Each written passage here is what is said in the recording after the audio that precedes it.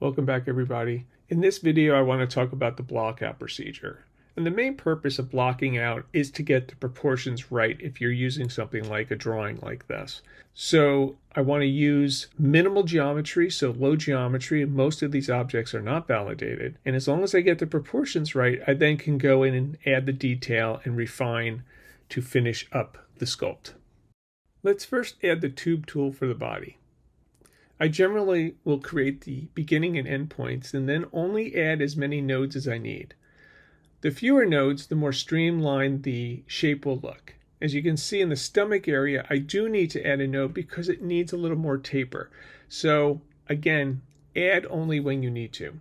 You'll also probably want to take this out of a sizing view into your working view so you can see the general shape and see if you're on target. From here, we'll add spheres for the head. And again, we're just elongating. We're getting the approximate shape. We're not worried about refining yet. And I just clone the upper head for the lower jaw. Add another sphere for the nose. Change the shape as you see fit. And put it into position. For the ears, we're going to use the tube tool again. And I'll add the nodes to get the general shape. You also want to mirror it. Now the profile feature is really so powerful, and we'll go into that, but the great thing is you can save your presets. As you can see, I have many presets. It just makes it easier for creation. Here I'm using the radius function at each node to get the general shape I want. Now for the legs, again, a tube tool, 2 node points with 2 radius so we can taper it. We'll change the profile to a more circular shape. And this is mirrored, of course, so we'll just do the same for the back legs. I'm not worried about the bent leg. We'll finish that in the refining stage. But now we're going to add the little paws or fingers to the leg. And what I'll do is I'll add one, shape it as best as possible, and then I'll clone it and reposition it. So I'm both translating and rotating to get the proper splaying of those little paws or fingers or whatever you want to call them. Later in the refining stage, when I add these little fingers to the leg via voxel remeshing, I'm going to use the inflate tool to add any mass I need. For the back paws, I found it easier to use the bottom view to position those little paws easier.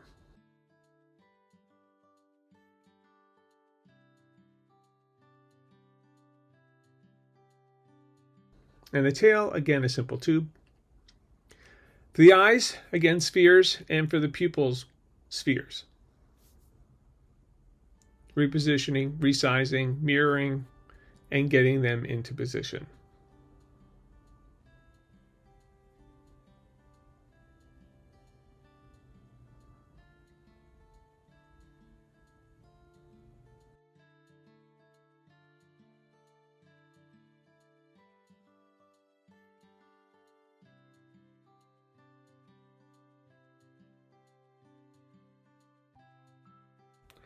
Now let's add the tongue.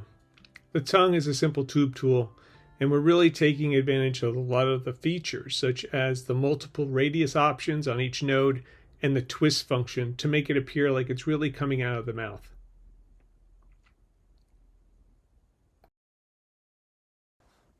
Now let's move on to the motorbike. From here, we're going to create the body of the motorbike. So I know I indicated I used a cylinder, but here I'm going to try a box. And very low geometry will enable me to really manipulate the points easily. I'm getting the approximate size by bringing in the dog real quick, and then I'll go back to the sizing view. And now with the mask tool, I can select the points very easy and move them into place to get the general form of this part of the motorbike.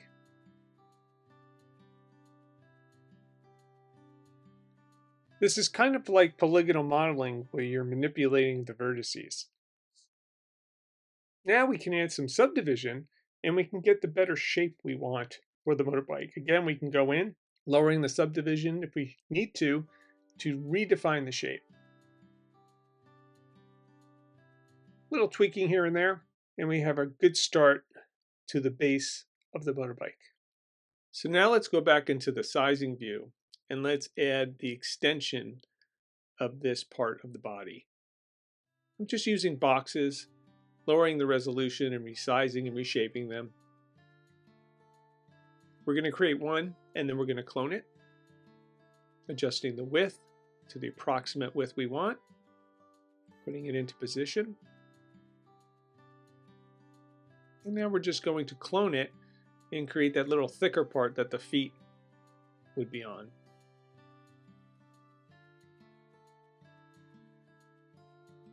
Now let's talk about adding the mufflers.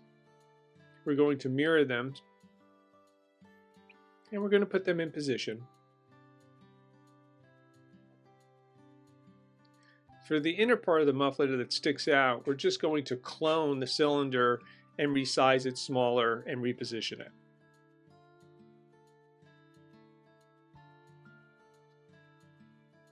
After that, we're going to use the tube tool and we're going to just resize and reshape to the approximate position we want. In the drawing, you can see it's angled down slightly, so I'm going to rotate it. And then we'll just extend it and give an approximate shape. Again, we'll refine this later.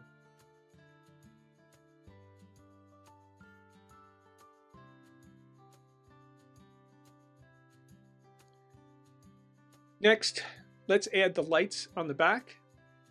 Just some simple boxes, simple geometry because we want to distort it. If you notice, it's kind of angled on the top and the bottom. So this is where you can use the mask tool, grab, rotate, and reposition to get the angle you want. And then we'll just duplicate it or clone it and reposition to that smaller red part of the backlight. Now for the seat, just a box, limited geometry, and then we're just going to clone it and resize it to make that little part that comes off underneath the back of the seat. Simple geometry, again resizing,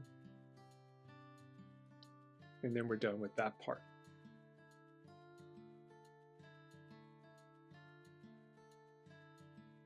Now for the front, I use the tube tool and the profile feature. What's important here is that we get the approximate shape first, and then we're going to alter the profile. As you can see, the mesh is outside the curve. That's because we don't have it on the midline, which is that green vertical line. Now you can see the tube is in the middle of the mesh. Let's resize it. And we can't just scale it, so we're going to adjust the profile wider. That little part, that little extension, we're going to trim off later, but we want the general shape. Now, as far as that fender, that little part that goes over the wheel, I used a cylinder, voxel remeshed it pretty high, so when I trim it, I can keep the general shape and it doesn't distort too much. So I'm trimming off the parts I don't want.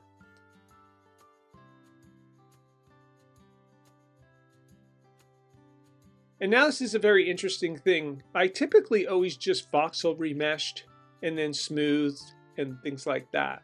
But I noticed sometimes even voxel remeshing doesn't give you something smooth. So I then went to quad remeshing, and you want to up that adaptive quad count to 100. And then I am very low poly. I'm 2000 at this point. I'm going to even lower it to 1000. And you still keep the general form and smoothness. It's a very nice way to create geometry with this quad remesher. Next, let's add that front part over the fender. And it's kind of triangular. So I'm going to use the tube tool again. And we're going to use different profiles. So I'm going to create this kind of tapered triangular profile, but I want the profile on the bottom to be wider. So I'm going to create a second profile and save it. And then on the top, you'll see two nodes, 0 and 1. 1 is the bottom node, and I use a different profile for that. That's how I can get it much wider on the bottom. The excess parts I'll trim later. in the refining stage. Now for the light, simple sphere, and reshape it. And we'll do all the refining later. But this gives us a general idea of positioning.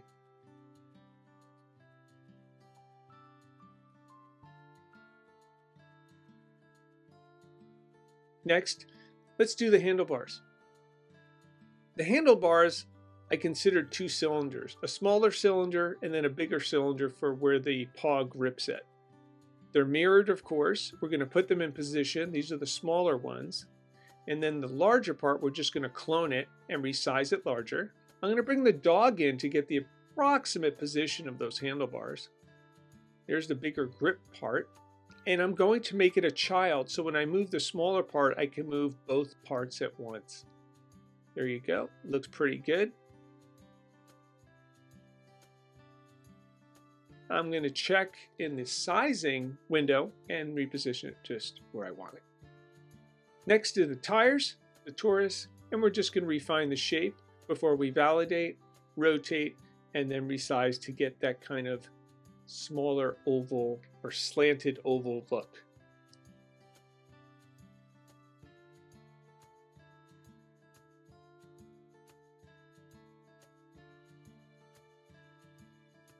Just clone it for the back tire, and there you go.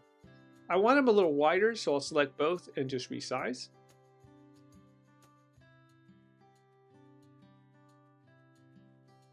And the last thing to do is that little triangular part that comes off the front tire fender. I use a plane, minimal divisions, and then I use the mask tool to reshape it.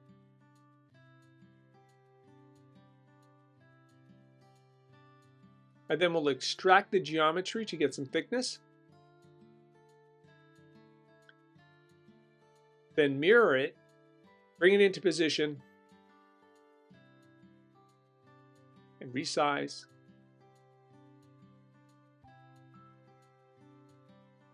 And this is the block out of both the dog and the motorbike.